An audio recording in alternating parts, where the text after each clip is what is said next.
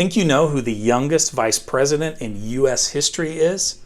And could we break that mark in 2024? Let's explore U.S. vice presidents, breaking down their ages, and some other interesting tidbits on Learn with Mr. Lewis.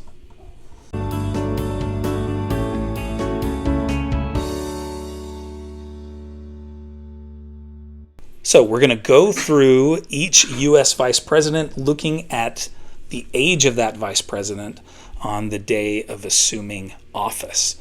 Now, the first three U.S. vice presidents are a little different because they actually are the person who took second place in the election. That all changes, of course, with the 12th Amendment as political parties form. So keep that in mind with those first three.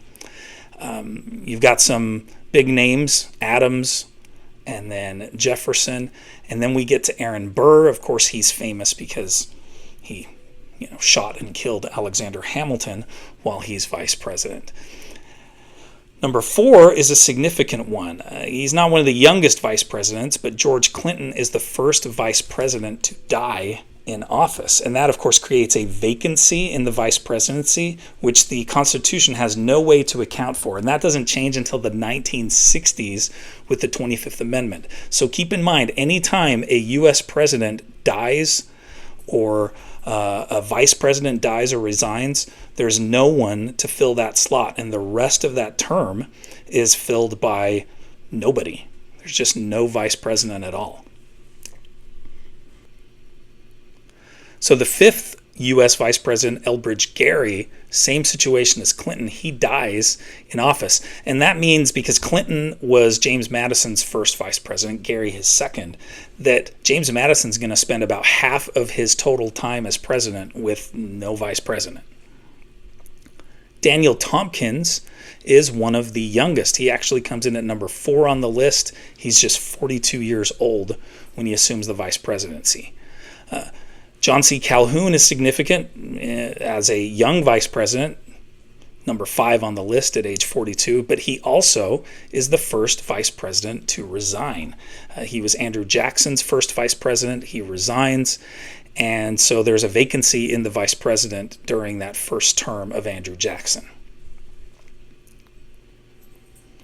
John Tyler is, of course, a very important one because John Tyler is the first vice president to take over when a president dies in office. And he serves almost the entire term of William Henry Harrison, who's only president for 1 month.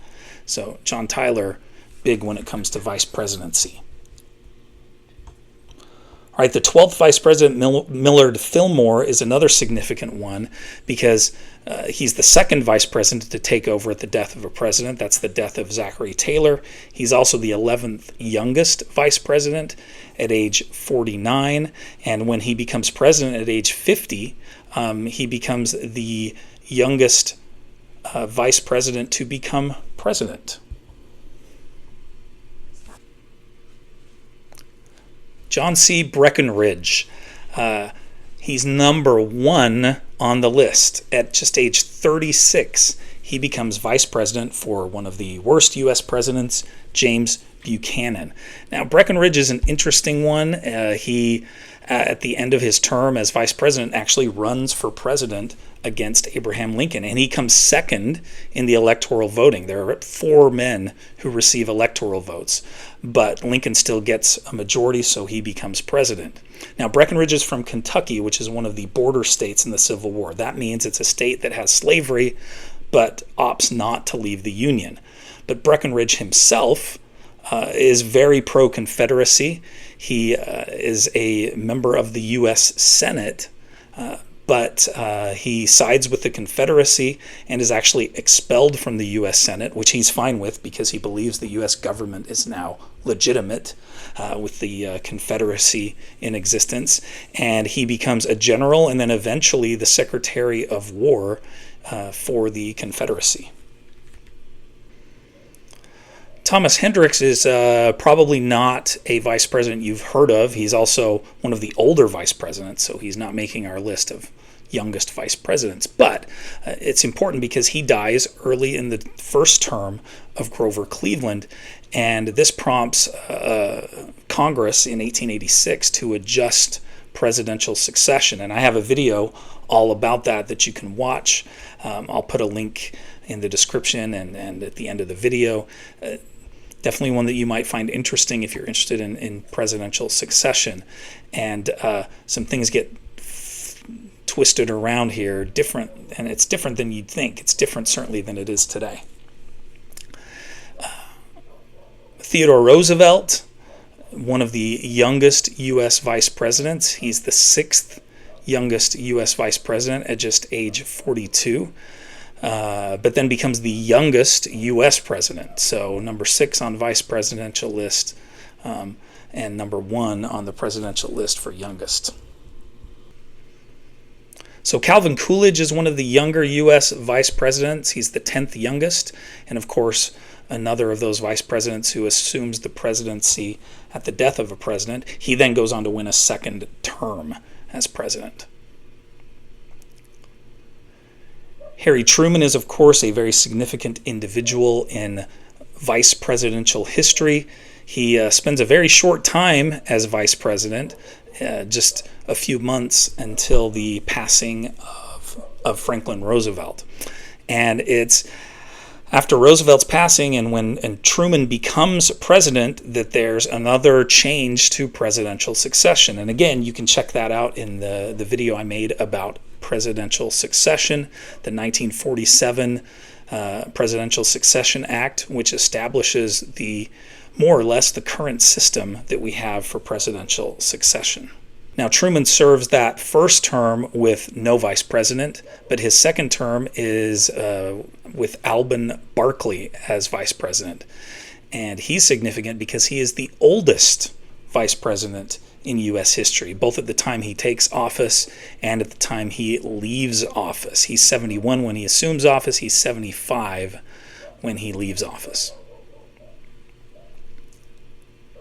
Richard Nixon is another interesting one. I think a lot of times we think of Nixon as an older guy, but when he became vice president, he was just 40 years old, and so that makes him number 2 on the list of youngest vice presidents.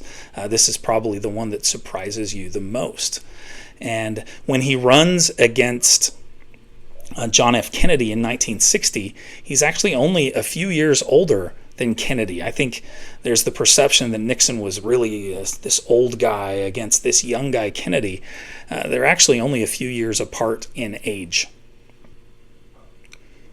So Lyndon Johnson takes over, of course, when President John F. Kennedy is assassinated.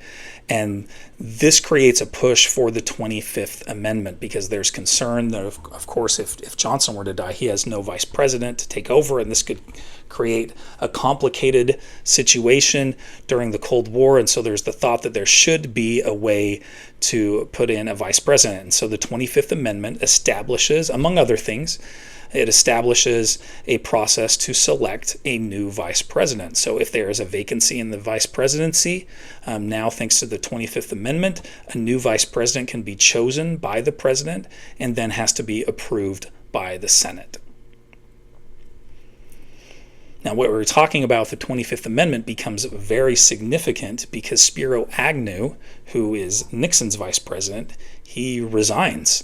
Now, this isn't related to Watergate. It's about a year before Nixon's resignation, and it's related to other issues that he had, a scandal going back to his time actually as governor of Maryland, and he ends up resigning as vice president. And when he does resign, Richard Nixon selects a new vice president the first time, and actually not the only time, but the first time that that's ever happened, he selects Gerald Ford to take over as vice president. Now, this becomes especially significant because Ford then becomes president when Richard Nixon resigns. And then, of course, Ford has to select a vice president, and he selects Nelson Rockefeller, and that, just like Ford was approved by the Senate to be vice president, Rockefeller is approved by the Senate. And so we have the only 2 times that this 25th Amendment has come into play when it comes to selecting a new vice president.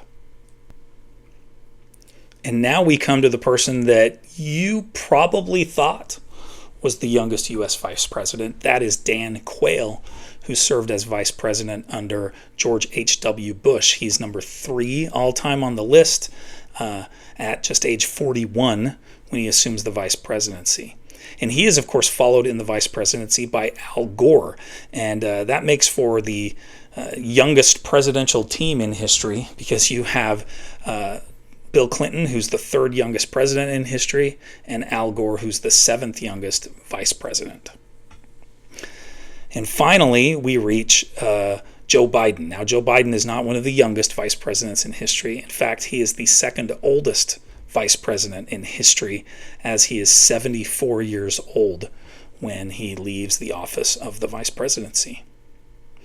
And then, of course, our last 2, Mike Pence and Kamala Harris, and we'll see what happens in 2024.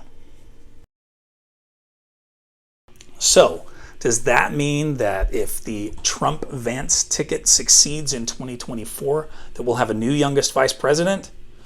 Well, we will not, as Vance will be 40 in January of 2025, which will put him older than John Breckinridge, and also by just a few months older than Richard Nixon. So he would slot into that 3rd spot.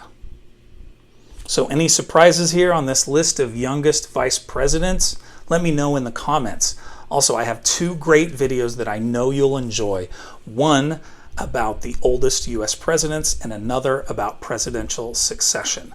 Please like and subscribe as well, and thanks for watching Learn with Mr. Lewis.